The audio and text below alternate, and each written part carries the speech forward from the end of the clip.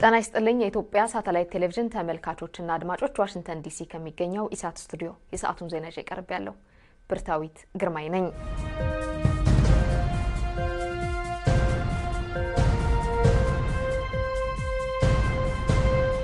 የአውሮፓ ህብረት የፓርላማ አባላት ህብረቱ ለእስር በተዳረጉ በዶክተር መራራ ጉዲና ጉዳይ ጣልቃ በመግባት ከእስር የሚፈቱበትን ሁኔታ እንዲያመቻቹ ጥሪ ማቅረባቸውን ዋሽንግተን ፖስት ጋዜጣ ሐሙስ ዘገበ።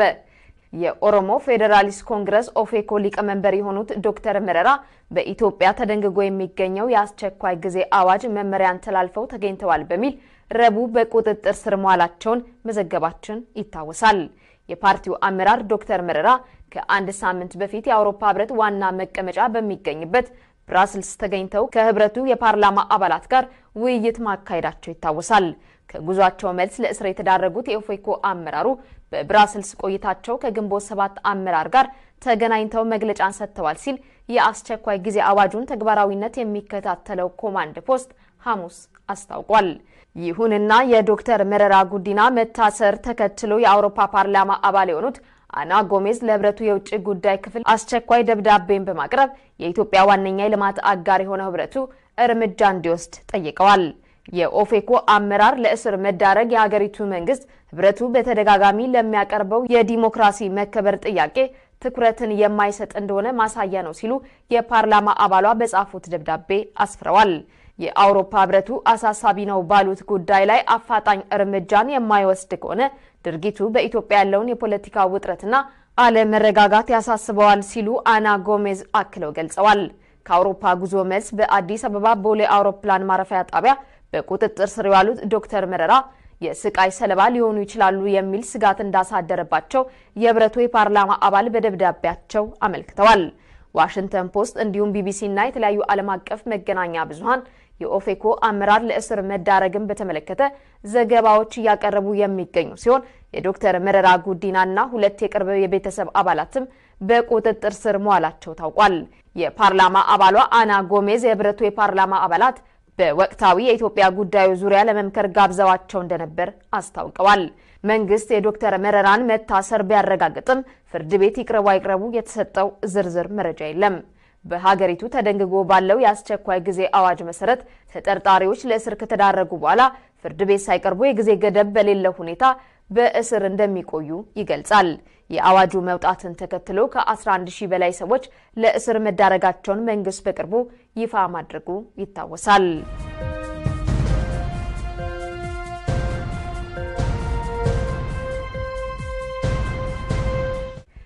ይህ በእንዲህ እንዳለ የኢትዮጵያ መንግስት ዶክተር መረራ ጉዲናን ለእስር መዳረጉን በአገሪቱ ያለውን የፖለቲካ ውጥረት ወደ አለመረጋጋት ሊወስደው እንደሚችል አምነስቲ ኢንተርናሽናል ሐሙስ ገለጸ። የኦሮሞ ፌዴራሊስት ኮንግረስ ኦፌኮ አመራር በቁጥጥር ስር መዋላቸው ሐሳብን በነጻነት የመግለጽ መብት ላይ የተካሄደ አፈና ነው ሲሉ የሰብአዊ መብት ተሟጋቹ የምስራቅ አፍሪካ ምክትል ኃላፊ የሆኑት ሚቼሌ ካጋሪ አስታውቀዋል። መንግስት የወሰደው እርምጃም በሀገሪቱ ያለውን ውጥረት እንደሚያባብሰው ያሳሰቡት ተወካይዋ እርምጃው በኢትዮጵያ ያለውን ሁኔታ ለሚከታተሉ ዓለም አቀፍ አካላት ጥሪን ያስተጋባ ነው ሲሉ አክለው ገልጸዋል። አምነስቲ ኢንተርናሽናል ለአንድ ዓመት ያህል ጊዜ በኦሮሚያ ክልል በዘለቀውና በቅርቡ ወደ አማራ ክልል ከተዛመተው ህዝባዊ ተቃውሞ ጋር በተገናኘ ከ700 በላይ ሰዎች መገደላቸውን ሲያሳውቅ ቆይቷል። በስልጣን ላይ ያለው ገዢው የኢህአዴግ መንግስት በሀገሪቱ ያለውን የሰብአዊ መብት ረገጣ ትርጉም ባለው መልኩ ትኩረት ሊሰጠው እንደሚገባ የሰብአዊ መብት ተሟጋች ድርጅቱ አክሎ አሳስቧል። ዶክተር መረራ ጉዲና ለእስር በተዳረጉበት ዕለት የአስቸኳይ ጊዜ አዋጁን ተግባራዊነት የሚከታተለው ኮማንድ ፖስት ኃላፊና የመከላከያ ሚኒስትሩ ሲራጅ ፈርጌሳ አዋጁ በሀገሪቱ ላሉ ተቃዋሚ ፓርቲዎች ምቹ ሁኔታን ፈጥሯል ሲሉ መግለጫ መስጠታቸው ይታወሳል። የሂውማን ራይትስ ዎች ተመራማሪ የሆኑት ፍሊክስ ሆርን በበኩላቸው የኢትዮጵያ ባለስልጣናት ጥያቄ ያነሱ ካሉ አካላት ጋር ውይይት ይካሄዳል ሲሉ ቢገልጹም እያካሄዱት ያለው ነገር የተቃረነ ነው በማለት ለዋሽንግተን ፖስት ጋዜጣ አስረድተዋል።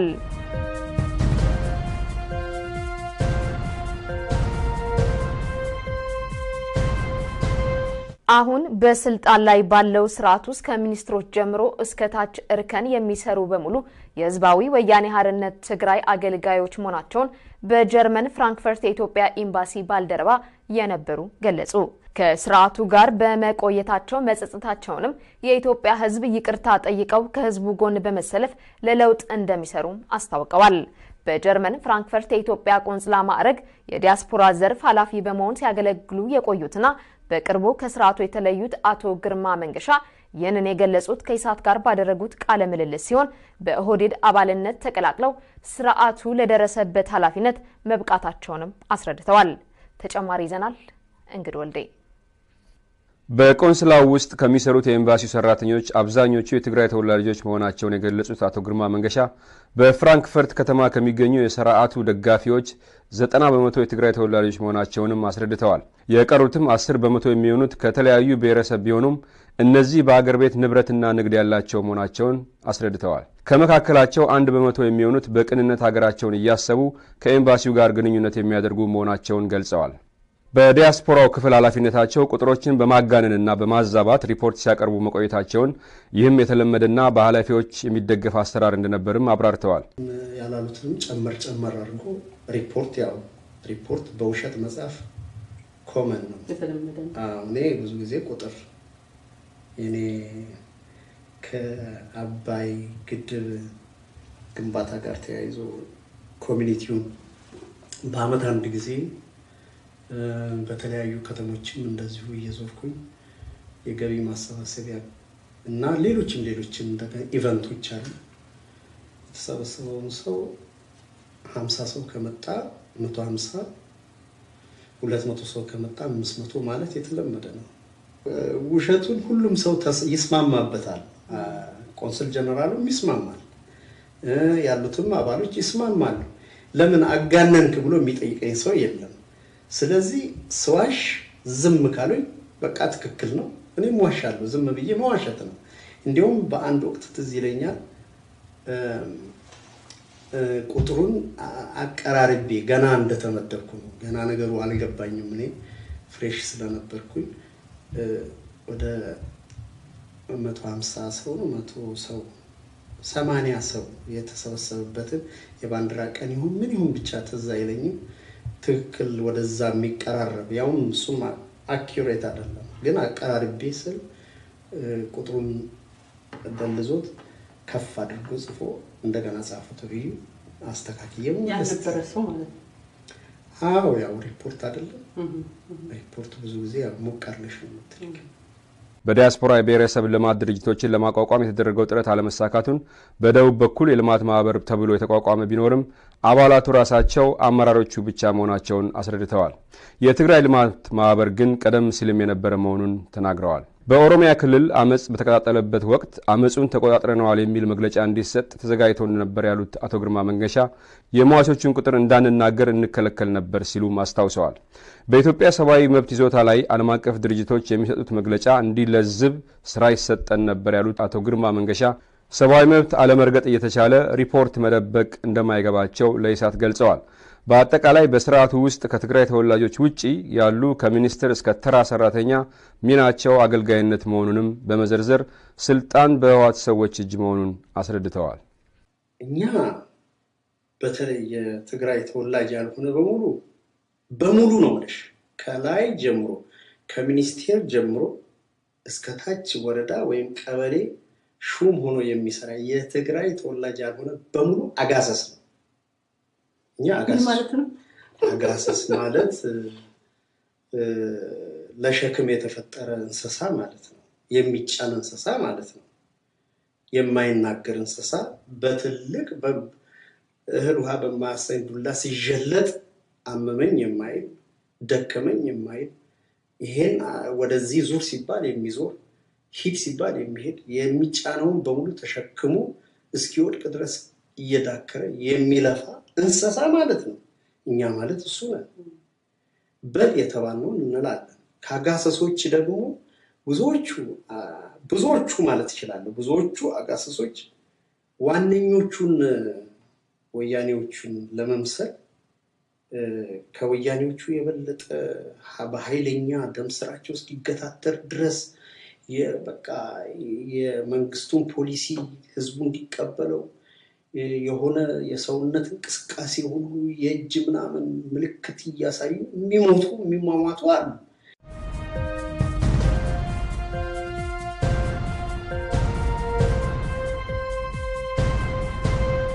ውድ ተመልካቾቻችን ለሰዓቱ ያዝናቸው ዜናዎች እነዚህ ናቸው። ከቀሪ የሰዓት ዝግጅቶች ጋር መልካም ቆይታ።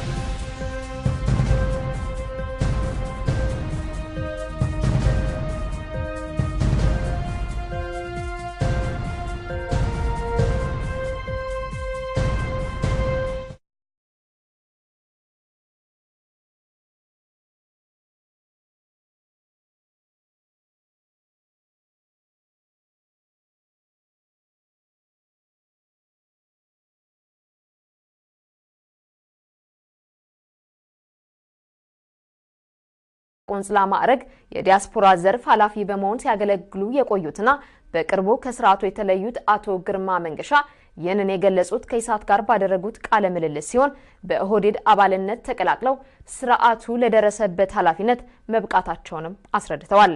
ተጨማሪ ይዘናል እንግዲህ ወልዴ። በቆንስላው ውስጥ ከሚሰሩት የኤምባሲው ሰራተኞች አብዛኞቹ የትግራይ ተወላጆች መሆናቸውን የገለጹት አቶ ግርማ መንገሻ በፍራንክፈርት ከተማ ከሚገኙ የስርዓቱ ደጋፊዎች 90% የትግራይ ተወላጆች መሆናቸውንም አስረድተዋል። የቀሩትም 10% የሚሆኑት ከተለያዩ ብሔረሰብ ቢሆኑም እነዚህ በአገር ቤት ንብረትና ንግድ ያላቸው መሆናቸውን አስረድተዋል። ከመካከላቸው 1% የሚሆኑት በቅንነት ሀገራቸውን እያሰቡ ከኤምባሲው ጋር ግንኙነት የሚያደርጉ መሆናቸውን ገልጸዋል። በዲያስፖራው ክፍል ኃላፊነታቸው ቁጥሮችን በማጋነንና በማዛባት ሪፖርት ሲያቀርቡ መቆየታቸውን ይህም የተለመደና በኃላፊዎች የሚደገፍ አሰራር እንደነበርም አብራርተዋል። ያላሉትንም ጨመር አድርጎ ሪፖርት በውሸት መጻፍ ኮመን ነው፣ የተለመደ ነው። እኔ ብዙ ጊዜ ቁጥር የኔ ከአባይ ግድብ ግንባታ ጋር ተያይዞ ኮሚኒቲውን በአመት አንድ ጊዜ በተለያዩ ከተሞችም እንደዚሁ እየዞርኩኝ የገቢ ማሰባሰቢያ እና ሌሎችም እንደገና ኢቨንቶች አሉ። የተሰበሰበውን ሰው 50 ሰው ከመጣ 150 200 ሰው ከመጣ 500 ማለት የተለመደ ነው። ውሸቱን ሁሉም ሰው ይስማማበታል። ቆንስል ጀነራሉም ይስማማል፣ ያሉትም አባሎች ይስማማሉ። ለምን አጋነንክ ብሎ የሚጠይቀኝ ሰው የለም። ስለዚህ የሰብአዊ መብት ተሟጋቹ የምስራቅ አፍሪካ ምክትል ኃላፊ የሆኑት ሚቼሌ ካጋሪ አስታውቀዋል። መንግስት የወሰደው እርምጃም በሀገሪቱ ያለውን ውጥረት እንደሚያባብሰው ያሳሰቡት ተወካይዋ እርምጃው በኢትዮጵያ ያለውን ሁኔታ ለሚከታተሉ ዓለም አቀፍ አካላት ጥሪን ያስተጋባ ነው ሲሉ አክለው ገልጸዋል። አምነስቲ ኢንተርናሽናል ለአንድ ዓመት ያህል ጊዜ በኦሮሚያ ክልል በዘለቀውና በቅርቡ ወደ አማራ ክልል ከተዛመተው ህዝባዊ ተቃውሞ ጋር በተገናኘ ከ700 በላይ ሰዎች መገደላቸውን ሲያሳውቅ ቆይቷል። በስልጣን ላይ ያለው ገዢው የኢህአዴግ መንግስት በሀገሪቱ ያለውን የሰብአዊ መብት ረገጣ ትርጉም ባለው መልኩ ትኩረት ሊሰጠው እንደሚገባ የሰብአዊ መብት ተሟጋች ድርጅቱ አክሎ አሳስቧል። ዶክተር መረራ ጉዲና ለእስር በተዳረጉበት ዕለት የአስቸኳይ ጊዜ አዋጁን ተግባራዊነት የሚከታተለው ኮማንድ ፖስት ኃላፊና የመከላከያ ሚኒስትሩ ሲራጅ ፈርጌሳ አዋጁ በሀገሪቱ ላሉ ተቃዋሚ ፓርቲዎች ምቹ ሁኔታን ፈጥሯል ሲሉ መግለጫ መስጠታቸው ይታወሳል። የሂውማን ራይትስ ዎች ተመራማሪ የሆኑት ፍሊክስ ሆርን በበኩላቸው የኢትዮጵያ ባለስልጣናት ጥያቄ እያነሱ ካሉ አካላት ጋር ውይይት ይካሄዳል ሲሉ ቢገልጹም እያካሄዱት ያለው ነገር የተቃረነ ነው በማለት ለዋሽንግተን ፖስት ጋዜጣ አስረድተዋል።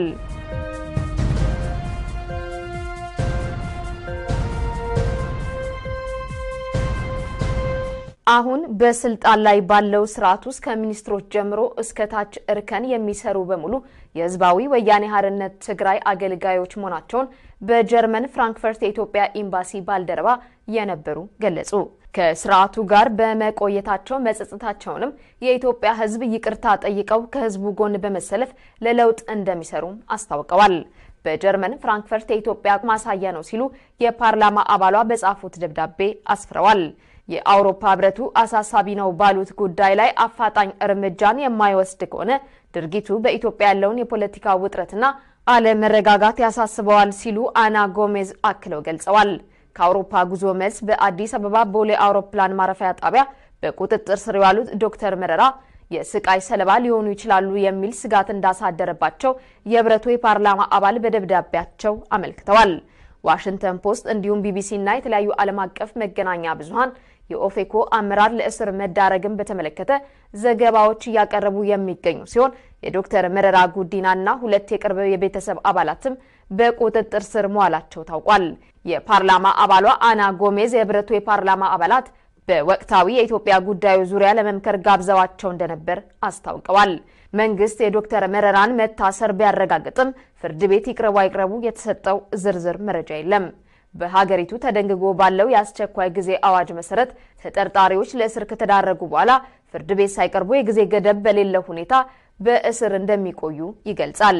የአዋጁ መውጣትን ተከትሎ ከ11000 በላይ ሰዎች ለእስር መዳረጋቸውን መንግስት በቅርቡ ይፋ ማድረጉ ይታወሳል።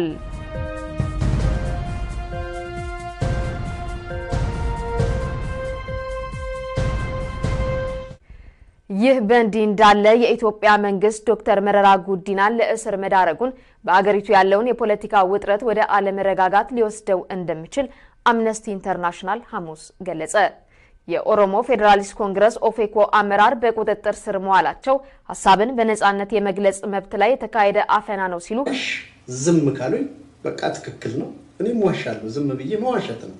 እንዲያውም በአንድ ወቅት ትዝ ይለኛል ቁጥሩን አቀራርቤ ገና እንደተመደብኩ ነው፣ ገና ነገሩ አልገባኝም፣ እኔ ፍሬሽ ስለነበርኩኝ ወደ 150 ሰው ነው 100 ሰው 80 ሰው የተሰበሰበበትን የባንዲራ ቀን ይሁን ምን ይሁን ብቻ ትዝ አይለኝም ትክክል ወደዛ የሚቀራረብ ያውም እሱም አኪዩሬት አይደለም፣ ግን አቀራርቤ ስል ቁጥሩን ደልዞት ከፍ አድርጎ ጽፎ እንደገና ጻፈው ተብዩ አስተካክየው ያነበረሰው ማለት ነው።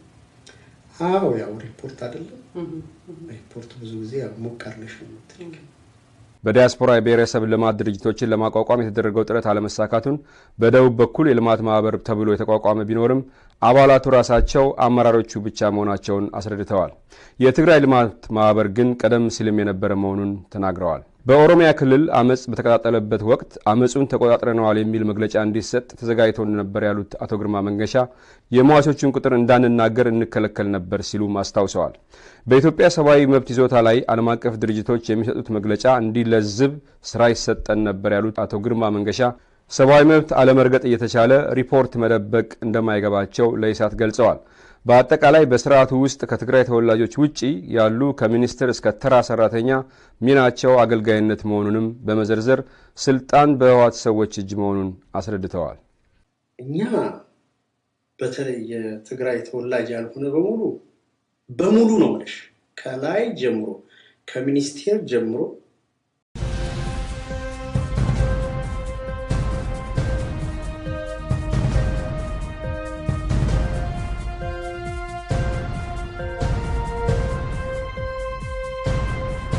ጤና ይስጥልኝ የኢትዮጵያ ሳተላይት ቴሌቪዥን ተመልካቾችና አድማጮች ዋሽንግተን ዲሲ ከሚገኘው ኢሳት ስቱዲዮ የሰዓቱን ዜና ይዤ ቀርብ ያለው ብርታዊት ግርማይ ነኝ።